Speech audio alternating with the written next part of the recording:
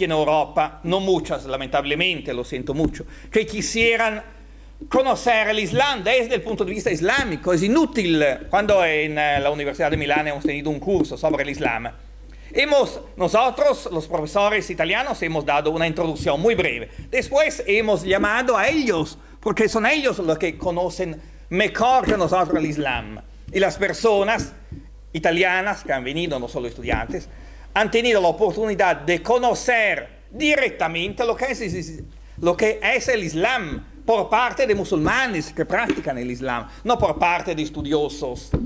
Así es muy importante, tiene un papel realmente de gran valor, solo que lamentablemente varias veces no son considerados, son solamente considerados como trabajadores, pero esa no es la realidad. Europa está reaccionando de manera errónea a no reconocer la importancia y también el valor de lo que está pasando en el mundo islámico. Porque, como decía antes, ahora está pasando en el mundo árabe, pero después yo creo que también las consecuencias se verán en todo el mundo islámico. Y también hay que considerar la presencia musulmana en Europa. También hay un país musulmán en Europa, Albania. El 70% de sus habitantes son musulmanes. También Bosnia y Herzegovina, que una vez era parte de la Yugoslavia, muy cerca de Italia. También una parte de Turquía, que geográficamente es parte de Europa, a donde está la ciudad de Edirne, de Estambul también. Y no tenemos que olvidar todos los inmigrantes musulmanes que viven en Europa, especialmente en Francia, 5 millones, en Alemania, 3 millones de turcos. Pueden dar una contribución muy importante. Yo lo que veo y que deseo en el futuro es que la Unión Europea tendrá que ser totalmente diferente. Una unión de personas de religión diferente, un intercambio entre varias religiones, una Europa solidaria y en paz, una Europa abierta al resto del mundo, abierta al continente americano, al Próximo Oriente, a la parte meridional del Mediterráneo, a la orilla sur, a África, lugar de encuentro. Este es el auténtico espíritu de Europa. Lamentablemente, por intereses políticos y económicos, los políticos de Europa han olvidado eso. Siempre hablan de Unión Europea, hablan de solidaridad, pero es algo que sirve solo a esconder intereses económicos.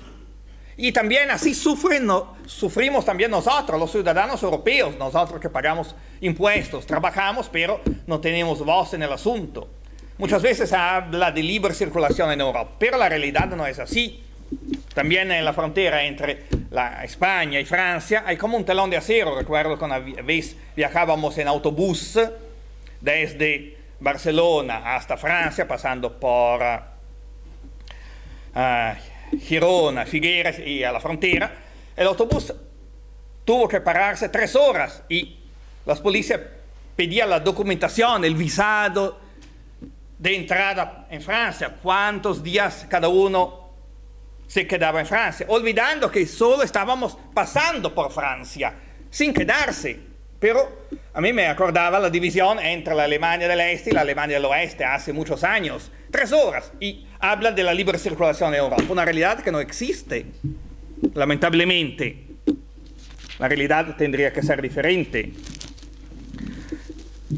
Yo creo que el futuro de Europa tiene mucho que ver con esta cuestión. Yo creo que, a mi juicio, esas revueltas también son muy útiles para Europa, para los ciudadanos de Europa, para ver lo que es ahora la Unión Europea y lo que tendría que volverse. Porque los países ribeños del Mediterráneo tienen cuestiones comunes, además de compartir muchos elementos culturales. Ahora no voy a hablar de eso, pero nosotros sabemos los lazos culturales que hay entre Andalucía, el Magreb, Sicilia, Túnez, Egipto y el Oriente Próximo. Así que no podemos olvidar esa realidad. Hay que ser realista. Yo creo que la Unión Europea se ha encerrado en sus dogmas, en sus temores irracionales, olvidando la realidad. Lo que yo realmente deseo es que estos pueblos puedan realmente construir algo nuevo de manera solidaria, libre y de acuerdo con el auténtico espíritu islámico. Creo que, como dicen ellos, como me han dicho ellos, Maktub, ya estaba escrito. Es la voluntad del Todopoderoso que ahora el mundo islámico pueda encontrar un nuevo renacimiento que será también de gran utilidad, será una bendición también para todo el mundo, inshallah. Muchísimas gracias.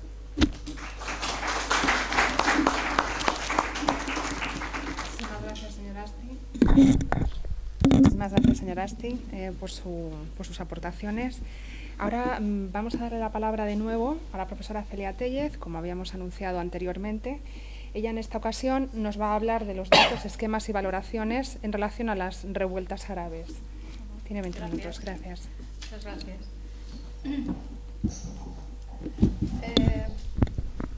Voy a empezar por una afirmación que no tiene por qué compartir todo el mundo, es una opinión personal. Me parece que la verdadera revolución la podríamos ver personificada en la actitud de esta chica egipcia que quemó la situación que estaba para quemar en Egipto, en el sentido siguiente. Ella, si vemos aquí su texto, lo que dice es lo siguiente: 4 egipcios se han quemado a lo bonzo a causa de la pobreza y la humillación en que venían viviendo desde hace 30 años y más. Lo hicieron para que pudieran ocurrir lo que pasó como en Túnez. Lo hicieron con el objeto de que podamos convertirnos en un país libre, etcétera, etcétera. Lo conocéis quizá mejor que yo. ¿En qué considero que ha sido la revolución? Y es una revolución que debemos hacer también desde este llamado Occidente, y luego explicaré con más detalle. Pues precisamente ella dice que bajó a la plaza y habló con algunos miembros de la baldaquilla, y este cuerpo les dijeron: súbete a tu casa, estos que se han quemado a lo bonzo estaban mal mentalmente, estaban locos. La revolución la considero en el siguiente aspecto: ella no hizo caso de lo que se le decía. Ella tuvo la suficiente valentía, el poder mental suficiente como para poder evaluar ella una realidad que sí que estaba ante ella. Ella conocía algunos aspectos, no todo lo que ocurría en Egipto, algunos aspectos, y contrastó, hizo una evaluación. He hablado antes de cómo es un proceso psíquico, un proceso mental que hacemos todos muchas veces al día, y del cual si nos abstenemos de evaluar, pues muchas veces caemos en situaciones pues como las que han caído muchos países, unos más, otros menos. Es un deber del cerebro humano el evaluar todo lo evaluable. Y con esto no quiere decirse que se abandone la experiencia acumulada por la sociedad. Por supuesto que la experiencia, tanto la acumulada por un individuo a lo largo de su vida, es valiosísimo. Son unos conocimientos importantísimos para luego poder valorar un nuevo acontecimiento que te está ocurriendo. Tampoco podemos desechar la experiencia acumulada por las sociedades. De hecho, en la sociedad árabe, en la sociedad musulmana, ha habido siempre una cuestión de debate que se consolidaba en una palabra: la discusión o el debate sobre la asala o taqlid, la copia de lo occidental, por ejemplo, o buscar tus orígenes.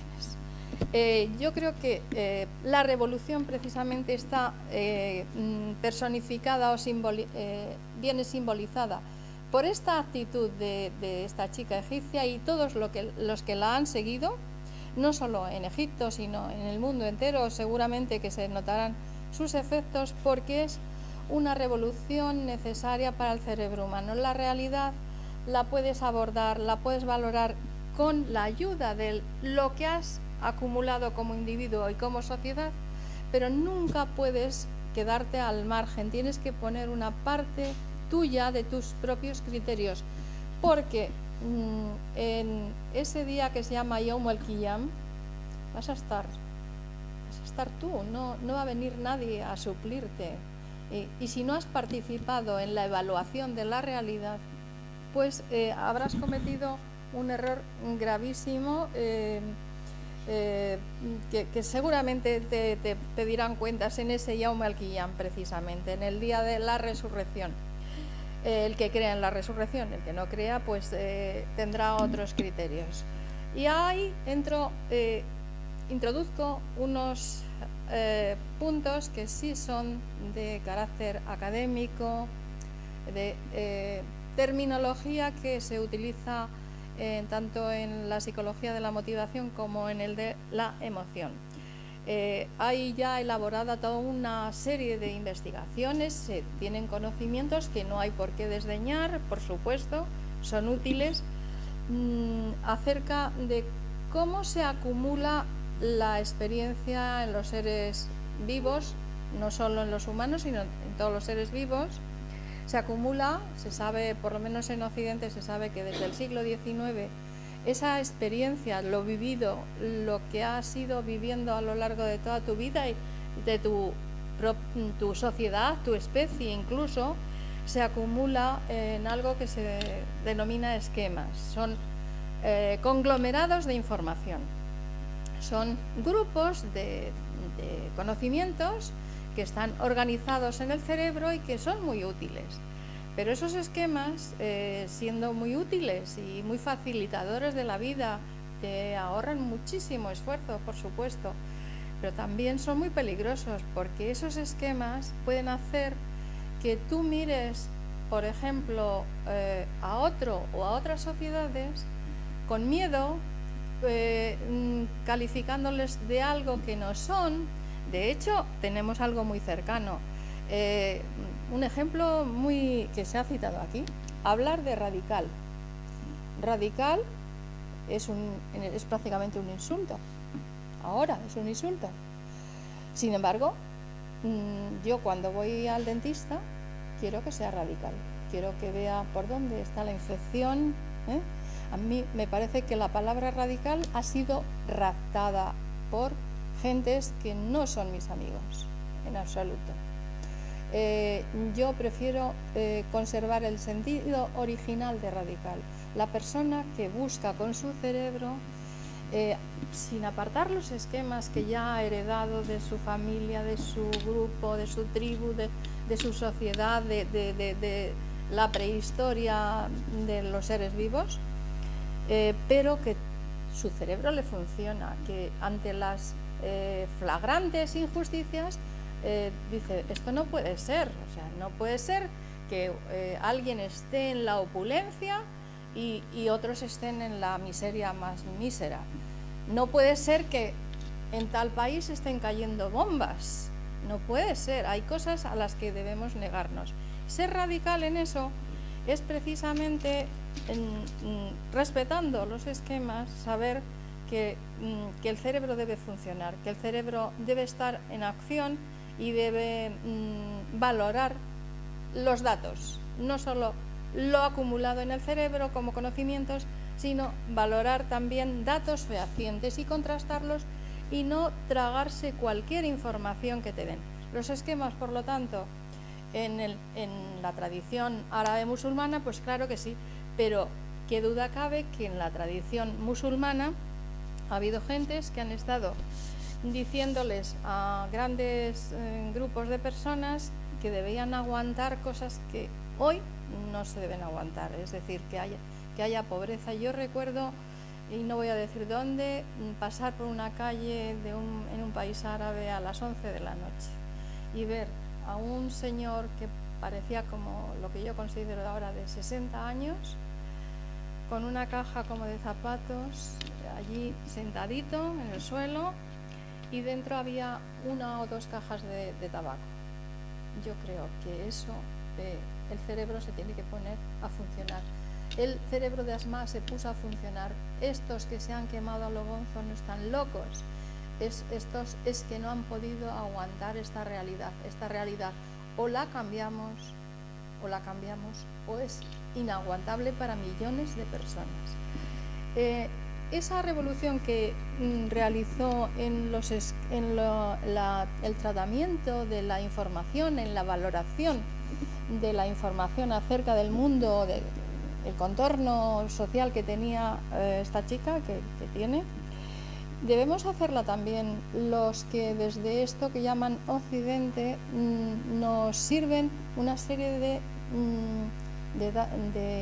informaciones que en parte son incompletas, en parte son no solo incompletas, sino intencionadamente equivocadas o con errores, con información que no se adecua a la realidad. Y Occidente no debe para nada, un occidental, y es mi punto de vista, no es un dato así científico, debe tener cuidado y conocer lo más posible a ese mundo. En ese mundo hay personas de todo tipo.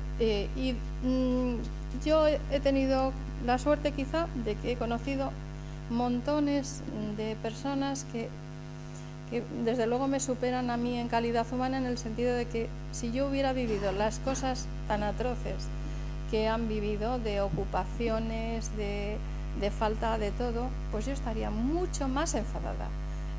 Realmente el ghadab en mí sería no ghadab, sino rabia, que ahora mismo no me acuerdo cómo se dice exactamente en árabe. Creo que tienen razón en estar muy, muy enfadados. Y respecto a las manipulaciones que se hacen acerca de las figuras de ese mundo árabe, la primera manipulación que creo se viene haciendo, y no solo por una parte, es hablar de un bloque oriental y un bloque occidental. Se está timando a los dos bloques de personas, a las personas normales de tanto eso que se llama Oriente y Occidente, se les está timando realmente, porque hay gentes en esto que llamamos Occidente y gentes que hay en Oriente que tienen las mismas circunstancias, que son personas que se podrían perfectamente entender. No hay por qué alimentar esos miedos de qué horror, si van a venir, si están luchando por cosas básicas de esa pirámide que yo citaba antes. Están luchando por tener comida, están luchando por no estar hasta las 11 de la noche con una cajetilla de tabacos vendiéndola ahí en la calle. Están vendiendo por no estar aguantando en la pared todo el día hasta a ver si a alguien les ofrece trabajo. Están luchando por cosas perfectamente admisibles y con lo que acaba de decirse, derechos humanos, derechos a tener una vida digna, con un esfuerzo, por supuesto, para que esa vida se pueda mantener. No hay por qué tener ese miedo. El miedo, ¿de quién lo tendría yo? De todos los manipuladores, de los manipuladores. Los manipuladores que corresponden a ese bloque que se llama colonialismo y que ahora no deja de ser menos feroz, no es menos feroz, es más elaborado, nos cuentan una serie de cosas para que salgamos todos solidarios a bombardear países, a creer que son malísimos. En realidad, si no nos ocultaran, no nos impidieran estar informados, veríamos las condiciones de vida, veríamos que como vecinos los podríamos tener perfectamente. Y es más, en el mundo actual ha surgido una cosa, y es que entre los motivos que son fuertes motivos del ser humano está el deseo de encontrar diversidad. Estamos ansiosos, sedientos, no del agua, no del pan, no de las cosas más básicas, sino que en esto que se llama Occidente hay unas necesidades nuevas surgidas, como es la necesidad de conocer países variados, el turismo. Sabemos la obsesión que se tiene por crear alimentos nuevos, variados, olores, perfumes, etcétera. El ser humano en general, cuando ha satisfecho las necesidades más básicas de la pirámide, necesita que el mundo sea variado. Luego, ¿por qué vamos a aplanar y adaptar a nuestro molde, a nuestro modelo, a toda una serie de gentes que llevan millones de años creando cultura que nos puede satisfacer necesidades que ya tenemos como muy fuertes? Una cosita más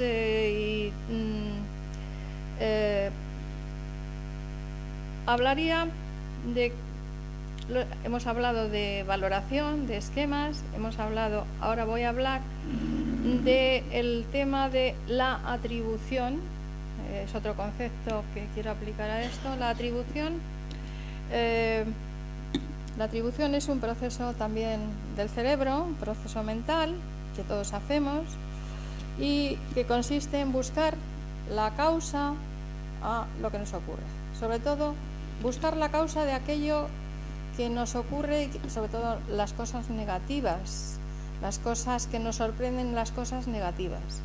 Es buscar, si me ha ocurrido, por ejemplo, que he perdido unas llaves, he perdido las llaves del coche o las de mi casa.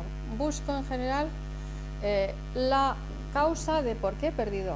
Generalmente eso sucede por todo el día, en todos los procesos que tengamos.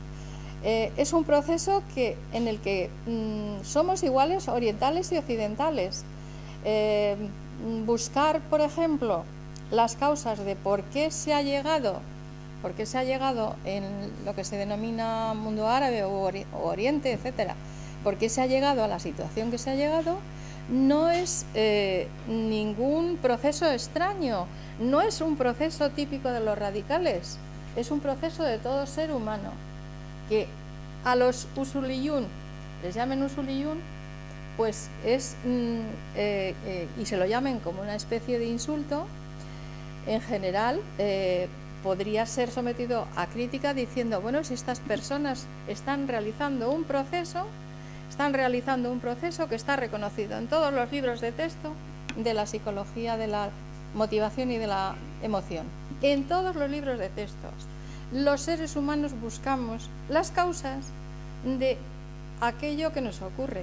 Lo que sí es cierto es que en el trayecto de búsqueda pueden venir datos, pueden venir opiniones que nos despisten y a lo mejor encontramos una causa en algo que realmente no es la causa, pero como método mental no es algo temible, no es algo decir, pues es que si vienen estos va a ser terrible. No, creo que es un proceso que hacemos en todos los sitios, con mayor o menor acierto, por lo tanto no es temible. Y por lo tanto, de lo que se trata es de estar abiertos a un diálogo, respetando sus derechos.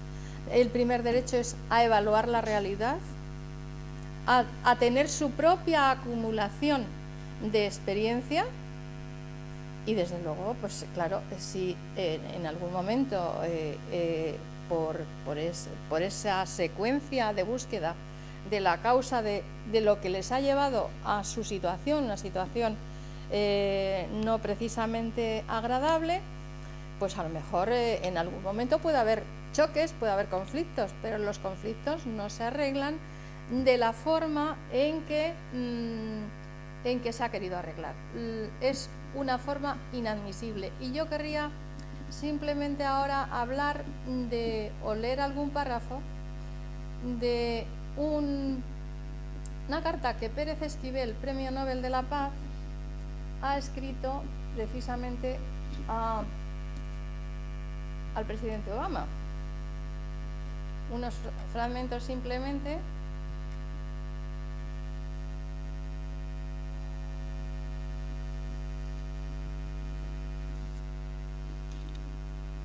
Pérez Esquivel A mí me ha llegado esta carta hace poco. Son tan largas las atrocidades cometidas por tu país en el mundo, no empieza así, es un fragmento, que daría tema para largo. Es un desafío para los historiadores que tendrán que investigar y saber que los comportamientos en política, política, grandeza y pequeñeces que ha llevado a Estados Unidos al monocultivo de las mentes que no le permite ver otras realidades. A Bin Laden, supuesto autor ideológico del ataque a las Torres Gemelas, lo identifican como el Satán encarnado que aterrorizaba al mundo, y la propaganda de tu gobierno lo señalaba como el eje del mal. Y eso les ha servido para declarar las guerras deseadas que el complejo industrial militar necesita para colocar sus productos de muerte. Es Pérez Esquivel. ¿Sabes que los investigadores del trágico 11S de septiembre señalan que el atentado tiene mucho de autogolpe? Como el avión contra el Pentágono y el vaciamiento anterior de las torres, de las oficinas de las torres. Atentado que dio motivo para desatar la guerra contra Irak y Afganistán, y ahora contra Libia. Argumentando en la mentira y la soberbia del poder que todo lo hacen para salvar al pueblo en nombre de la libertad y defensa de la democracia, como el cinismo de decir que la muerte de mujeres y niños son daños colaterales. Eso lo vi en Irak, en Bagdad, con los bombardeos en la ciudad y en el hospital pediátrico y en los refugios de los niños que fueron víctimas de esos daños colaterales. Es una carta, a mí me ha llegado no hace más de 20 días. Creo que... gracias. Creo que fundamentalmente la revolución que debemos hacer en Oriente y en Occidente, primero es perder el miedo y, sobre todo, utilizar nuestro cerebro, pedir a quienes nos ofrecen información, que nos ofrezcan datos y que al lado nos digan cuáles son datos, es decir, tomarnos el cuidado de saber qué es lo que nos ofrecen como dato y qué es lo que nos ofrecen como opinión. Por ejemplo, para que se me entienda con toda exactitud, si yo ahora cuento que Pérez Esquivel habla muy mal de Estados Unidos, es mi opinión, hablo de mal. Si en cambio presento la carta y todo el mundo la puede leer aquí, eso es un dato. Puede haber alguna fabricación de datos también, que no vamos a ser ingenuos, pero hay datos y hay opiniones. Y la revolución para que las relaciones en el mundo occidental con el mundo o de los pueblos árabes es que seamos capaces de distinguir entre datos y opiniones. Saber que es una mera opinión, que no es un dato. Una opinión puede ser un dato más, pero no es la totalidad de los datos que nos hacen falta para conocer ese mundo y por lo tanto no tenerle miedo. Gracias.